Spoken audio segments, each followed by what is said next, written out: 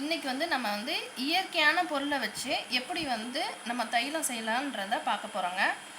இப்போ பார்த்தீங்கன்னா இது வந்து தேன் மிளகு, சரியாங்க. தேன் மிளகு, இது வந்து ஓம உப்பு, இது வந்து புதினா உப்பு, இது வந்து பச்சை கற்பூரம், இது வந்து நம்ம வீட்டில் யூஸ் பண்ணுவோம் பார்த்தீங்களா அந்த கற்பூரம், இது பார்த்தீங்கன்னா செக்கில் ஆட்டின தேங்காய் எண்ணெய்ங்க. இப்போ இதோட அளவு சொல்கிறேன் பார்த்துக்கோங்க. இப்போ வந்து தேன் மிளகு, இது ஒன்றும் இல்லைங்க, இது வந்து தேன் மிளகுன்றது வந்து தேனோட எச்சம்னு சொல்லுவாங்க பார்த்தீங்களா, அதுதான் தேன் மிளகு. இது வந்து 125 கிராம், சரியாங்க. ஓம உப்பு வந்து 10 கிராம், இது வந்து புதினா உப்பு வந்து பார்த்திங்கன்னா இது ஒரு 10 கிராம், இது வந்து பச்சை கற்பூரம், இது வந்து ஒரு 10 கிராம். இது நம்ம வீட்டில் யூஸ் பண்ணுவோம் பார்த்தீங்கன்னா, சராசரியாக யூஸ் பண்ணுற கற்பூரம் வந்து எப்படின்னா இது ஒரு 10 கிராம்.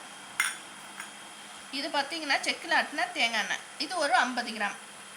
இந்த பொருள் தாங்க. இது ஃபுல்லாக பார்த்தீங்கன்னா நாட்டு மருந்து கடையிலே உங்களுக்கு கிடைக்குங்க.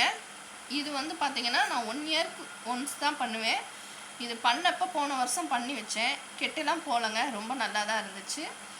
இப்போ வந்து இந்த தைலம் நான் செஞ்சு பார்த்தீங்கன்னா 1 வருஷம் ஆச்சு எனக்கு. இப்போ காலியான பிறகு இப்போ நான் செய்கிறேன், ரொம்ப நல்லா இருந்துச்சு. எங்களுக்கு வந்து என்னென்னா இந்த பொருள் வந்து ரொம்ப நல்லா இருந்துச்சு. இதெல்லாம் மிக்ஸ் பண்ணி வைக்கும்போது நான் கெட்டு போயிடுமான்னு ஒரு பயம் இருந்துச்சு, அப்படிலாம் இல்லை, ரொம்ப நல்லா இருக்குது. 1 இயர் ஆயிடுச்சு, காலியான பிறகு தான் இதை நான் செய்கிறேன்.